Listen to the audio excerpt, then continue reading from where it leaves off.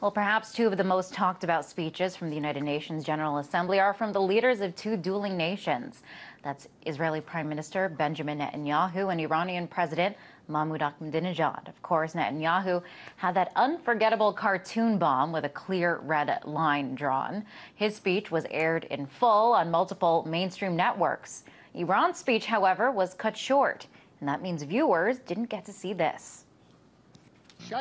There is no doubt that the world is in need of a new order and a fresh way of thinking. An order that aims to revive human dignity and believes in universal happiness and perfection. An order which is after peace, lasting security and welfare for all walks of life around the globe. An order that is founded upon trust and kindness and brings thoughts, hearts and hands closer to each other. Authority is a sacred gift from people to their rulers, not a chance to amass power and wealth. Now, omissions like that make all the difference in how the Iranian leader is portrayed.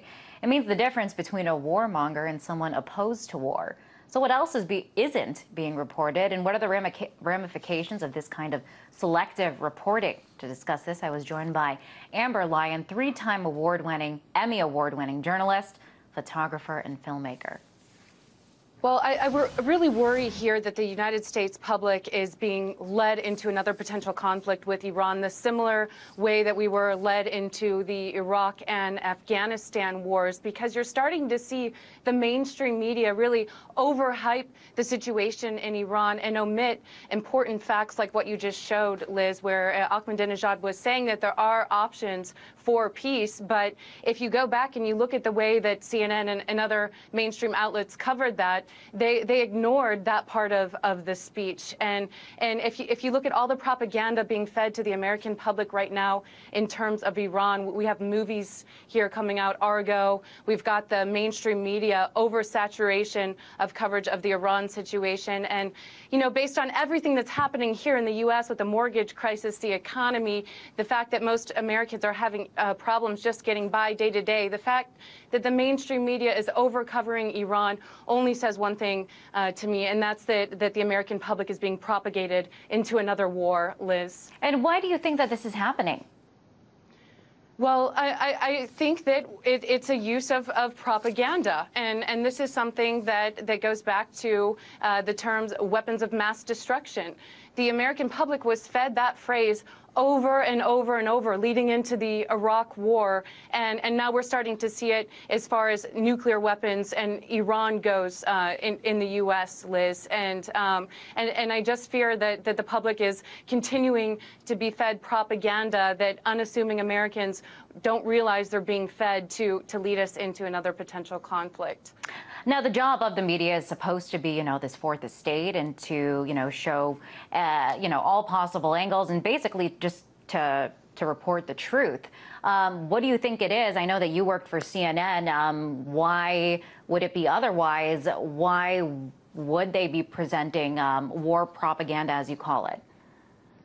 Well, I really can't speculate as to exactly why this is going on, but I can tell you that when I was working for CNN, we did have a documentary that we aired on the Bahrain situation, and that's where we have our naval base, which is right across from Iran, so we strategically want to keep that naval base, and it was very difficult to get stories on about Bahrain. I even came out a couple weeks ago talking about the censorship of that documentary on CNN International. And above all, Liz, I feel that the American public is not being fed the true story about what's going on in this region, and it's very dangerous, because when the public is constantly fed messages that are potentially leading us into a war that may not be necessary, it's not fair to the American people, and it's not fair to journalism, because the truth isn't being told here. What's being told here is the way that these networks networks want to spin the truth,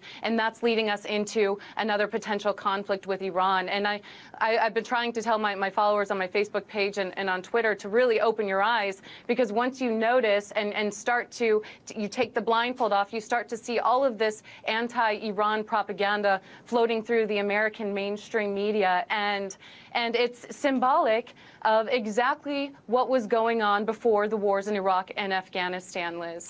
Now, we do have a clip of this documentary that you filmed. Want to take a look at it, and then we'll talk more about the documentary and the way CNN reacted to it.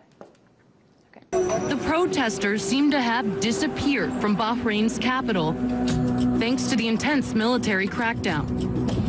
We ventured into another side of Bahrain, a side the government didn't want the world to see, to find out where they've gone. We drove to the Shia villages, passing military checkpoints as we left the capital. So we're gonna hang out with these protesters for a little bit.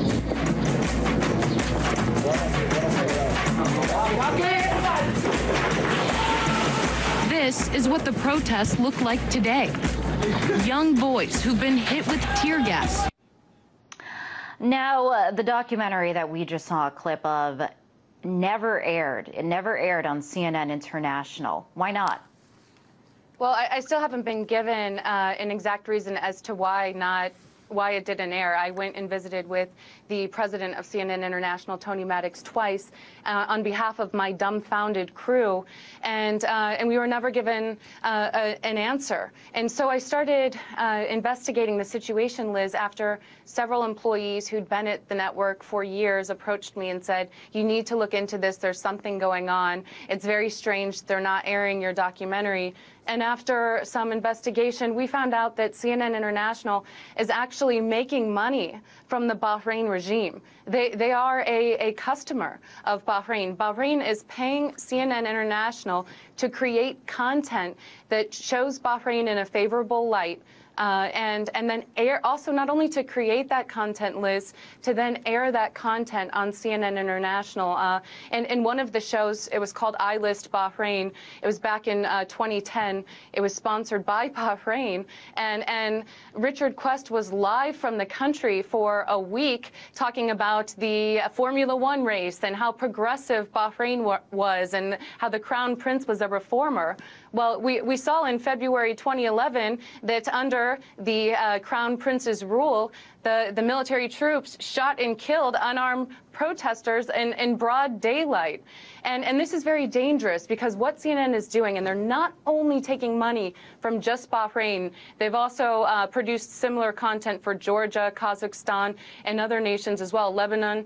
And what makes this dangerous is they're not disclosing to the viewers that these sponsored programs are actually being sponsored. Or if they are disclosing it, it's in very small gray lettering at the bottom of the article. And that's dangerous not only to our foreign policy, but once again, making the American public and the public in general that's watching this network think that there are rosy situations happening in these countries when that's not the case, as we've seen with Bahrain. And it's defrauding viewers, and it's defrauding their own journalists. I was not told, as a journalist working at the network, that this was going on. It wasn't clearly disclosed to me that at the same time I was investigating the Bahrain regime, Bahrain was a paying customer at CNN, Liz. And you did this all, you found this out all through your own research. What did CNN tell you in terms of when you were like, hey, why aren't you playing my documentary that I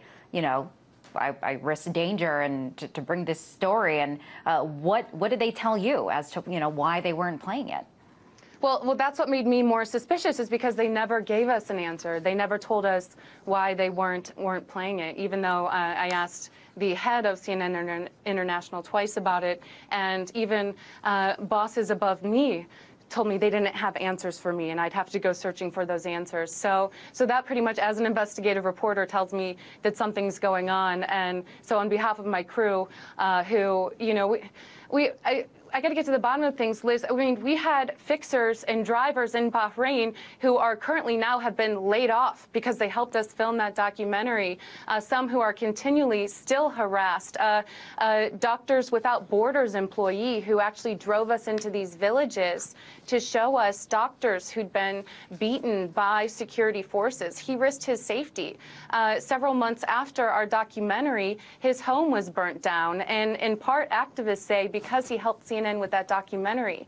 I mean, these sources, these people on the ground did not know that at the same time CNN was taking money from this regime to make rosy content that would negate their content. And they risked their lives. And I feel like CNN owes them an apology, as well as an apology to viewers and its own journalists for defrauding them with this information, Liz. Wow, Amber, really, really eye-opening, and really appreciate you coming on the show and telling us all about this. That was Amber Lyon, 3-time Emmy Award-winning journalist, photographer, and filmmaker. Thanks for having me on. I appreciate it.